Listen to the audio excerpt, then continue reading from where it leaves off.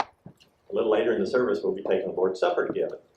And that took me over to John chapter 13, looking into that. And you know, there were some events that happened before Jesus gave the Lord's Supper. Let's turn to John 13, if you would. That's where I'll spend the bulk of our time today in the sermon.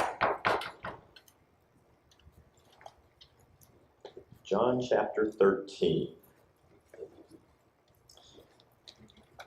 So if you'll turn there, we're going to read verses 1 through 17, and I've asked my better reader, my wife, Sue, to come up and read that for us. John 13. It was just before the Passover feast. Jesus knew that the time had come for him to leave this world and go to the Father. Having loved his own who were in the world, he now showed them the full extent of this love. The evening meal was being served, and the devil had already prompted Judas Iscariot, son of Simon, to betray Jesus. Jesus knew that the Father had put all things under his power, and that he had come from God and was returning to God. So he got up from the meal, took off his outer clothing, and wrapped a towel around his waist. After that, he poured water into a basin and began to wash his disciples' feet, drying them with the towel he was wrapped with. He came to Simon Peter, who said to him, "Lord, are you going to wash my feet?" Jesus replied, "You do not realize now what I am doing, but later you will understand." "No," said Peter, "you shall never wash my feet." Jesus answered, "Unless I wash you, you have no part with me." "Then, Lord," Simon Peter replied, "not just my feet, but my hands and my head as well." Jesus answered, "A person who has had a bath needs only to wash his feet. His whole body is clean, and you are clean, though not every one of you." For he knew who was going to betray him, and that was why he said not everyone was clean. When he had finished washing their feet, he put on his clothes and returned to his place. "Do you understand what I have done for you?" he asked them.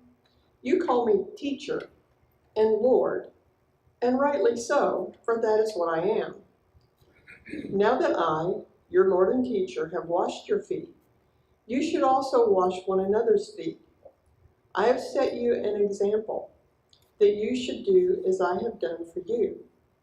I tell you the truth, no servant is greater than his master, nor is a messenger greater than the one who sent him. Now that you know these things, you will be blessed if you do them."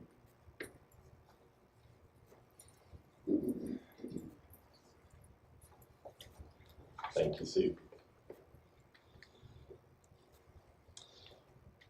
So here's the setting. It's the night of Jesus' betrayal, and they're having the meal in the upper room. Judas hasn't gone out of the room yet. Jesus hasn't yet instituted the Lord's Supper. It's before his arrest. It's before his crucifixion. And so he's taking this time this evening to tell his disciples some of the most important things he can think of. You can imagine, you know you're going to die. What are you going to be telling people? It's not going to be about the football games. You're not going to be talking about the weather. You're going to be talking about facets that are very, very important, things you want people to remember.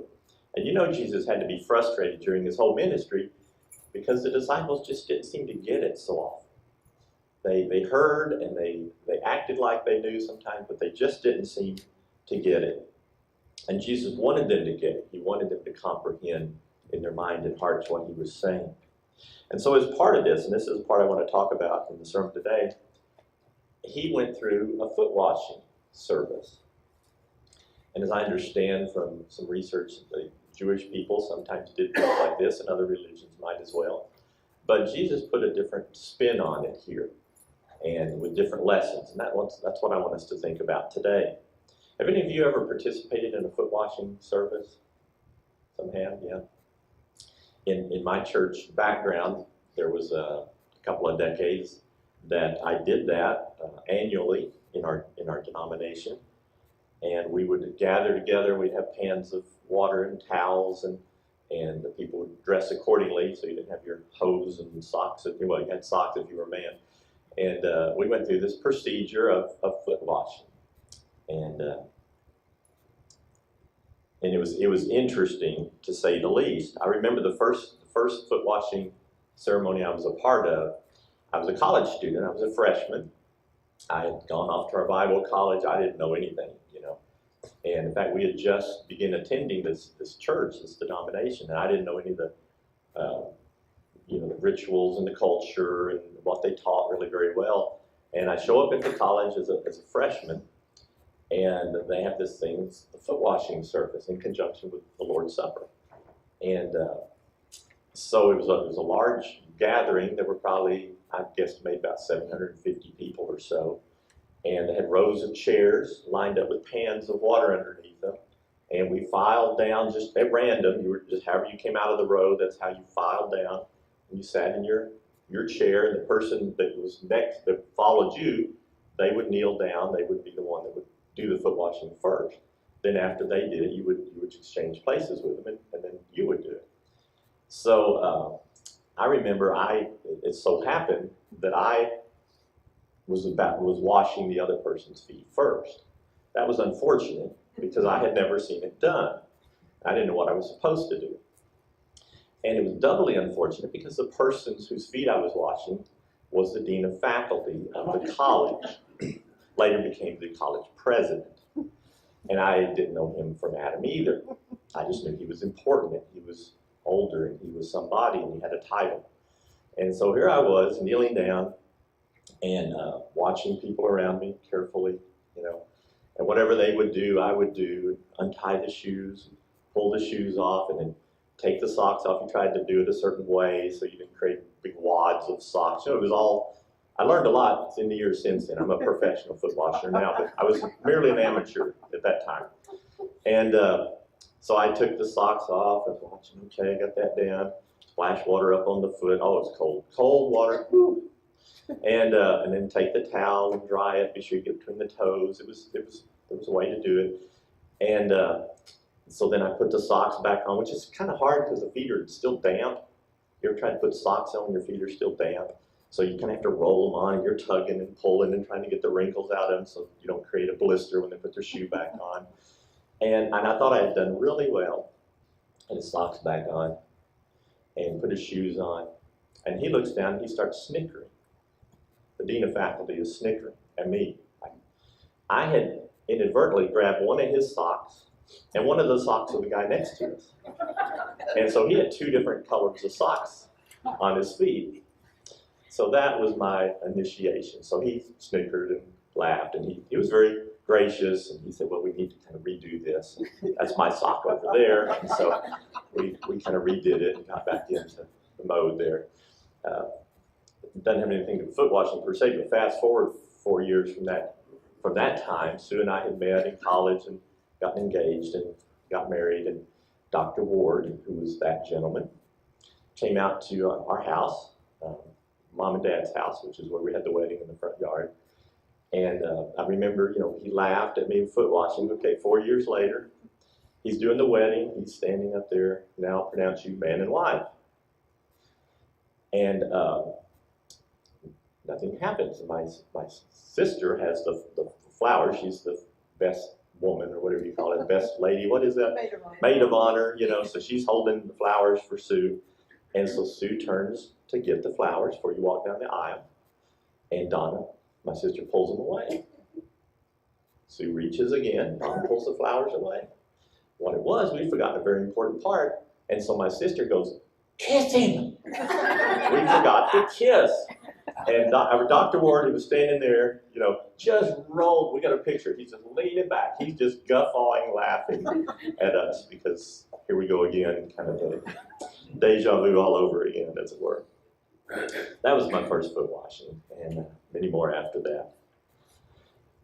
I'll tell you real quickly a couple other foot washing services I remember. I used to go to a lot of Promise Keepers events. Some of you may have heard of that. It's a men's group, and they would gather men in stadiums, football stadiums, usually thousands and tens of thousands of men would come.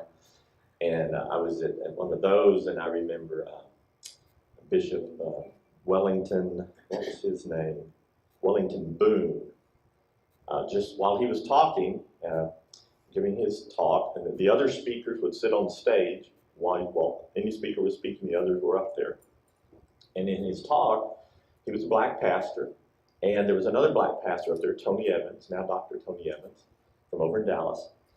And there had been contention. I guess there's always contention between churches and groups, and it was interesting. They felt like there had been some contention within the black pastors, a lot of competition, a lot of unhealthy situations.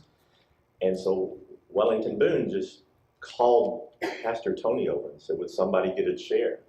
And does anybody have any water? Does anybody have a towel or a handkerchief or something? And people were coming up out of the audience and coming out from behind the stage. This was totally unplanned. And just a bottle of water and a towel. And Bishop Boone had Tony sit down and take his shoes off and wash his feet in front of, I think it was 40-something thousand men. And that was very meaningful to me at the time, just to see somebody that would do that for another man. And all the time he was washing his feet, he was looking up at him and he would say, I believe in you, I appreciate you, you're a man of God, I ask his blessings on your ministry and so forth. And Tony Evans was crying while that was going on. It was pretty amazing. Another time, again at Promise Keepers, a man was speaking about husband and wife relationships and called his wife out. She had no idea. She was backstage in another room where the spouses would be. She was just watching, and they had to go get her and bring her down some stairs and through some rooms and out. And it's a couple minutes, and she comes out shocked, and he has his wife sit down, does the same thing with her. We were all quite touched by that as well. So there's strong lessons that are in my mind about foot washing. You might remember the story in the Bible, Luke 7, where remember the woman was washing Jesus' feet with her hair and perfume. And what was the comment he made to the Pharisee that invited him to the meal when they said bad things about her? He said, I came in and you didn't have any water to wash my feet with. The servants were to provide the water to wash the feet with. And he said, you didn't even do that for me. So there were references to foot washing in other places in the Bible as well, not as a ceremony per se, but just as the attitude that a servant would wash the feet of a master. And to have these two pastors washing each other's feet, have a husband washing his wife's feet, there was a lesson there to be learned. Let's go back to John 13 and look at a few verses a little bit closer. It talks about the meal being in progress in verse 2, and in verse 3 it says, Jesus knew that the Father had put all things under his power, and that he had come from God and was returning to God. So he got up from the meal and took off his garments. And I had never really noticed those juxtaposition of those two verses before. It's acknowledged in verse 3 that Jesus knew who he was. He knew he was God. He knew he was the creator of everything. He knew he had all power. He knew that everything that was made by him. He could read people's thoughts. He could heal people. He raised people from the dead. There was no doubt about who he was and what kind of power that he had. No doubt about his position as Lord and Master. But it says in verse 4, because he knew that, so he got up from the meal, took off his garments, and began to wash people's feet. It wasn't that he felt insecure. It wasn't that he felt like he was lower, worse off, some kind of a slave to these men. He knew he was their Lord and Master. And yet, he took off his outer garments and wrapped a towel and began to wash the feet of these disciples, of these followers, of these young men in many cases who didn't even recognize who Jesus was fully at that point. So the idea was that because he was the God of the universe, he could wash the feet of the people there at the meal with him. So he poured water and began to wash their feet and dry them. And then, as Sue read, we had the part there in the middle about Peter not wanting to let Jesus wash his feet. And Jesus told him, well, I have to do that, and you'll understand later. Can you imagine if you were there? If you were Peter, and if that had been your master and your Lord, and he had begun to wash your feet, what would you think? What would you do? Do you think Peter's response was out of humility? I don't know. I think it was out of just shock. Yeah. There was obviously some reason he felt unworthy. And we'll talk about that later in the introduction to the Lord's Supper. But Peter somehow felt unworthy. He didn't want the Lord to serve him, to wash his feet, to cleanse, to comfort. I wonder if we're like that sometimes. I wonder if you and I sometimes don't feel worthy and we don't want Jesus to wash our feet. We don't want to go to him with those things that seem insignificant or that might be embarrassing, well, why would I bother him with this? I'm not doing what I should be doing. Why would I go and ask for help? I don't know what was going through Peter's mind, but maybe he felt he needed to be better before he could let Jesus, I'm not good enough for you to wash my feet. What were the thoughts going through Peter's mind? I think we have the same thoughts because we're human beings just like Peter is. He was embarrassed to accept the nurturing and washing that Christ offered. Maybe that was a false humility. Maybe he was just confused about the relationship between him and God. And I wonder if sometimes we have that same attitude in our lives. So let's go on past that part a little bit and come down to verse 12, where he says, when he had finished washing their feet, he put on his clothes and he returned to his place. Do you understand what I have done for you? He asked all of them. Do you think they understood? Probably not. They didn't understand much else up to that point. But they would understand, but they might not have right then. Thankfully, this was written down, even maybe with their misunderstanding, so that you and I could understand after seeing the whole story played out and the attitudes played out. And so I ask, do we understand, even today sometimes in our lives, about what Jesus wants to do for us and how he wants to, although being our Lord and Master, he also wants to be the chief shepherd, the master servant of each of us as well. That's a hard combination of attributes to put together in our minds. But he showed by his foot washing what his heart was. In verse 13, he says, you call me teacher and Lord, and rightly so. There he says it again. No doubt about who he is. Rightly so, for that is who I am. He wasn't saying, oh no, I'm just one of the guys. I'm just like you. No, he was different. He was God. He really was. And he said, now that I, in verse 14, your Lord and teacher, have washed your feet, you also should wash one another's feet. And in the church that I was involved in, we took that literally. But even if we don't do it literally, do we do it internally and spiritually? Do we have the attitude of being a foot washer, you and me? Now, we might not, like I say, pull out a pan of water and wash someone's feet. And I'll tell you, that gives you a different view of somebody when you're kneeling before them and washing their feet. What if it's someone that you didn't like? What if it's someone you had an argument with a year and a half ago? And it was still kind of a burr under the saddle. And what if it was someone who had some kind of problem and you thought, well, they're not very good. They've got this bad habit. I know about it. They're a sinner. They're weak. But then you have to kneel down in front of them, begin to take their socks and shoes off and splash water on their feet. That's a different viewpoint, looking at someone from that angle.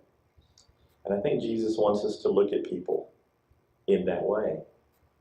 Even if we're not physically kneeling down before them, that we are spiritually kneeling down before other people and doing what Jesus would do and washing their feet in our hearts and through our actions and our words.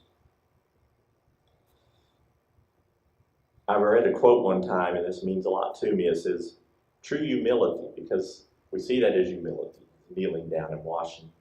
And it says, true humility is not thinking less of yourself, but rather thinking of yourself less. That's meant something to me, because sometimes humility can be like, oh no, not me, I just don't have any talent, I'm just a peon, don't think anything good about me. And that can seem like humility, but it's kind of not really, because you're wanting them to come back and, no, you're fine, you're wonderful. So you're kind of fishing for compliments maybe, or not careful. So it's not thinking less of ourselves. We're made in the image of God. Each person in this room is made in God's image. We don't have to demean ourselves to raise somebody else up. We can still say, God, you created me. I'm a special jewel in your creation, and you love me. Now, how do I take that and translate that to my relationship with this other person? Well, I don't think less of myself, but I think of myself less. I think more about how can I help? How can I serve? What are they going through? If I put myself in their place rather than kind of judge them from a distance, how would that change our relationship? Those are questions that I think a person with a foot-washing attitude would ask ourselves when we feel some kind of friction, problem with other people. We don't have to grovel or kowtow or diminish, but we love and we give and we serve the other people. I think we may have read these verses, but let's go back. Verse 14 and 15, it says, now that I, your Lord and teacher, have washed your feet, you also should wash one another's feet. I have set you an example that you should do as I have done for you. In Matthew 22, verse 37 through 40, when people asked Jesus, what are the most important commandments of the law? He says to love God and to love others as we would love God. And he said, on these all the commandments hang. He wants us to show that kind of love to other people who may not be worthy, but they're his kids, and they're made in his image. Finishing up here in John 13, verses 16 and 17, he says, very truly I tell you, no servant is greater than his master, nor is a messenger greater than the one who sent him. He's talking about their relationship. You can probably think of other parables even that Jesus gave about masters and servants and so forth. And Paul's letter to Philemon later in the Bible, and how it's not that relationship has to change physically, but it has to change up here in honor and respect to other people. In verse 17, he says, now that you know these things, you will be blessed if you do them. So I believe that we have here Jesus following the will and direction of his heavenly Father in love and humility, telling us by this foot-washing ceremony, as it were, that this is the way I want you to treat other people. You're my disciples, he was telling the 12 there, pass this on to other people. I don't know if in the early centuries of the church, they probably did foot-washing services. It's not a standard part of most churches now, but occasionally churches will do it. I had a friend one time, had a small church. They didn't normally do foot washing, but he'd read about it, was familiar with it, and they began to have some contention in the church and people speaking about other people and gossiping, and he just called them all together at one of the services and brought a bunch of pans, and we're going to wash each other's feet. Went through this and told them about it. He said, boy, that really solved a lot of those problems right there. So that's what we have in our life. John 15, we'll close with this, John 15. And we could begin, there's a lot in here we could read, but if we just begin in verse 12. John 15, verse 12, he says, my command is this, love each other as I have loved you. How do you show that? How do we show that? Greater love has no one than this, to lay down his life for one's friends. Stop there and say, how do we lay down our life? Well, sometimes we think of people jumping in front of somebody, taking a bullet, or, Yeah, I have a book where it was talking about in World War II, one of the prison camps. Someone had escaped. They drew lots. A certain man was going to have to be killed uh, by the German authorities to make up for the one that had escaped. And there was a priest there, Father Colby, Maximilian Colby, and he volunteered his life to take the place of that other prisoner, and they killed him instead. So that's dramatic. But what about every day? What about when we're not in a concentration camp offering our life for people? Do we offer our life in little ways? Do we have that foot washing attitude to all people around us? Maybe people that are brand new to us that we don't even know. And we put ourselves in their situation. And we think, how can I show the humility of Christ to these people and serve them? We go on in John 15. It says, verse 15 says, I no longer call you servants, because a servant does not know his master's business. Instead, I have called you friends, for everything I learned from my Father, I have made known to you. And that's pretty amazing. That's in the same context. He's still in the upper room. He's still the same night before he's killed. And we were in John 13. Now we're just a couple chapters later. He's still talking to his disciples. And after he washes their feet, and he goes, I don't call you servants. I call you friends. Isn't that something? You and I today can be called the friends of God. Yes, we're his servant in one sense, but he's saying, but in another sense, we have the same power, same authority, the same responsibility to reach out to other people as he reached out to people. We are, as said, his hands and feet. We are the one who, when people can't see Jesus physically in a cloud or something, they see us. They see you. They see me. And if they know we're a Christian, then, well, there we go. Are we washing their feet? Are we showing the love of Christ to those people? Do we realize that they're his friends too? We're his friends. They're his friends. We're all his created creatures. And he has in mind for us the best and the same eternal wish and desire for all of us. We are the reflection of Jesus. We're his co-workers in the good news. We're his visible hands and feet as we live each day in that foot washing attitude. We are the friends of Jesus. So I just encourage us to let Jesus wash your feet daily, as hard as that may be. And then turn around and let us wash the feet in loving service of those who God puts around each of us every day.